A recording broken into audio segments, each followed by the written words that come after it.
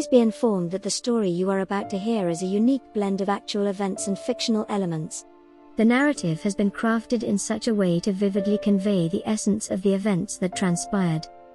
It is important to note that the names of the plantation and individuals mentioned within this tale have been altered to protect their identities and maintain the integrity of the story's fictional aspects. We invite you to immerse yourselves in this captivating journey, where reality intertwines with imagination to create a compelling and unforgettable experience.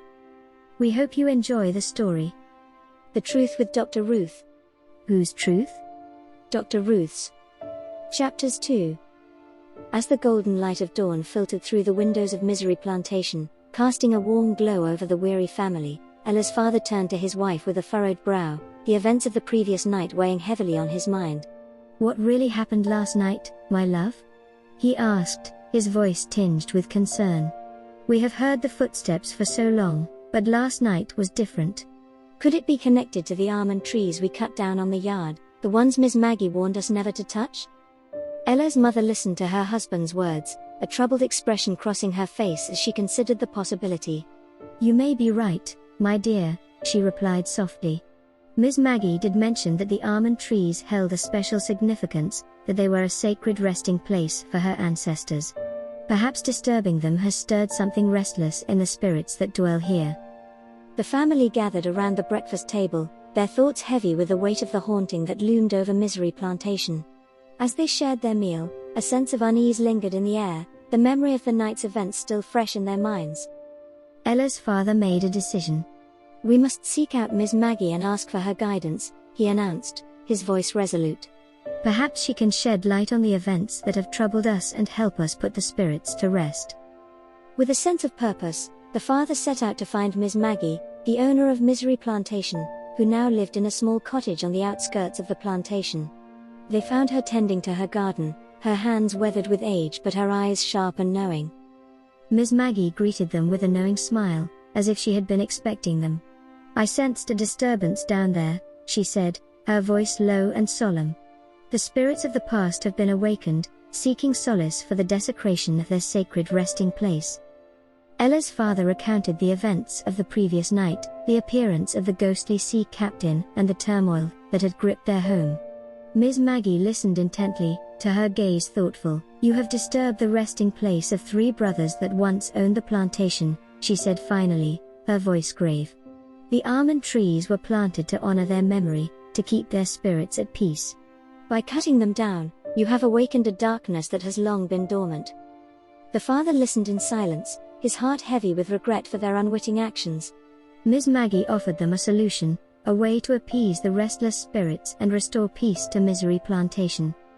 "To put the spirits to rest, you must let the trees grow back to their full glory and never trim them again, but unfortunately you will not have any peace until that happens." With gratitude in his heart, the family returned home. As the weight of their actions settled heavily upon the family, Ella's father's heart was burdened with regret and despair. "If only I had listened to Maggie," he lamented, his voice heavy with sorrow. "I was too hasty in my actions, too caught up in my own concerns to heed her warnings. Now, we are left to bear the consequences of a mistake made by Cadogan. I told him to trim the trees, but he did the opposite."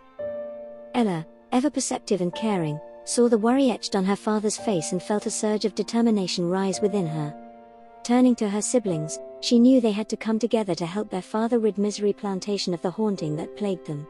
"We cannot let this ghost torment our family any longer," she declared. "We must find a way to bring peace to this place and to our father's troubled heart." Beth, the resourceful and quick-thinking sister, spoke up.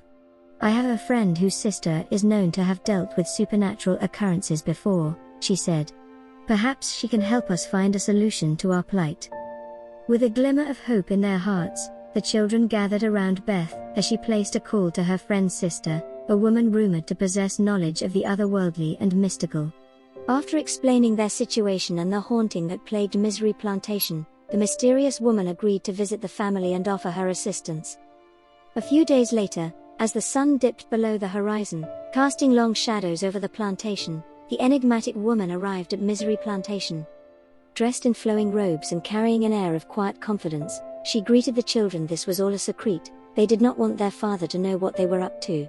They thought that they could help the situation. As night descended upon Misery Plantation, shrouding the old house in darkness, a sense of curiosity and trepidation gripped the children as they gathered with the mysterious woman who had offered her help. In a hushed whisper, they shared their plan to use a Ouija board to communicate with the spirits of the past, hoping to seek answers and guidance from those who had once dwelt at the plantation. With a mixture of excitement and fear, they ventured deep into the bowels of the house, making their way to the dungeon hidden beneath the basement. In the dim light of flickering candles, they set up the Ouija board, its letters and numbers glowing faintly in the shadows. As they placed their hands upon the planchette and called out to the spirits of Misery Plantation, "Is anyone there?" A sense of anticipation filled the air. The planchette began to move, spelling out words and messages from beyond the veil. They asked, "What is your name?" The planchette spelt out Andrew Anthony Gill. As the children's eyes widened in wonder and awe, they greatly amazed and excited. At first, they felt a sense of connection with the spirits they summoned, the messages they received offering glimpses into the past and shedding light on the mysteries that had long haunted the plantation. But soon, they realized that they had unlocked more than they had bargained for. As Carol Ann guided the planchette with a sense of urgency, the atmosphere in the dungeon shifted, growing heavy with an unseen presence. Malevolent spirits began to manifest, their energies swirling around the children with a chilling intensity.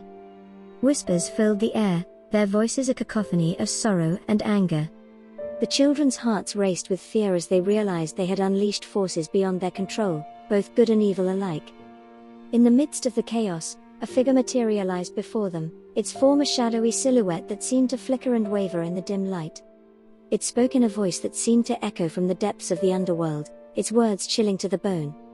"You have awakened us from our slumber," the figure intoned, its presence sending a shiver down the children's spines. "Beware, for not all spirits are friendly. Some seek only to sow chaos and despair." Realizing the danger they had brought upon themselves, the children frantically tried to end the session, their hands shaking as they moved the planchette to goodbye. The spirits receded, leaving behind a lingering sense of unease and foreboding. As they emerged from the dungeon, the children shared a solemn vow to never again meddle with forces beyond their understanding. They knew that the secrets of Misery Plantation were best left undisturbed, and that some mysteries were better left buried in the past. Carol Ann, who came to assist them, warned the children, sternly waving her long slender fingers at them. "Never perform the Ouija board on your own. This place is filled with many restless spirits." She waved goodbye and anxiously hurried to her car to exit this place as fast as she could and never to return, as she realized the many dangers that was hidden there. And so, with hearts heavy with the weight of their actions, the children returned to the safety of their rooms, their minds filled with the haunting echoes of the spirits they had awakened in the depths of the night. That night, as the moon cast its pale light over the plantation yard, the siblings gathered in secret. Their faces were etched with fear and uncertainty as they discussed the events of the evening. They had made a grave mistake, one that could tear their family apart. Whispers filled the room as they made a pact to keep their actions hidden from their father. They knew that revealing the truth would only bring more trouble, but little did they know that their silence would lead to even greater consequences. The air was heavy with tension as they huddled together in one room, seeking solace in each other's presence. Outside, the sounds of suffering echoed through the night, the cries of slaves, the clinking of chains. It was a haunting reminder of the darkness that lurked beyond their walls. As the children trembled in fear, their parents looked out into the night, their faces etched with worry and confusion. What was happening to their once peaceful home? Why were these horrors unfolding before their eyes? And then, as if from a nightmare, a flicker of light caught their attention. A fiery glow danced around the house, moving with an otherworldly grace. It took the shape of a man, but it was no man at all. It was the jack-o'-lantern, a creature from ancient folklore that had long haunted the minds of the villagers. In that moment, fear gripped the family like never before. The shadows of deception had been cast, and they knew that their lives would never be the same again. Stay tuned for part 3 next week.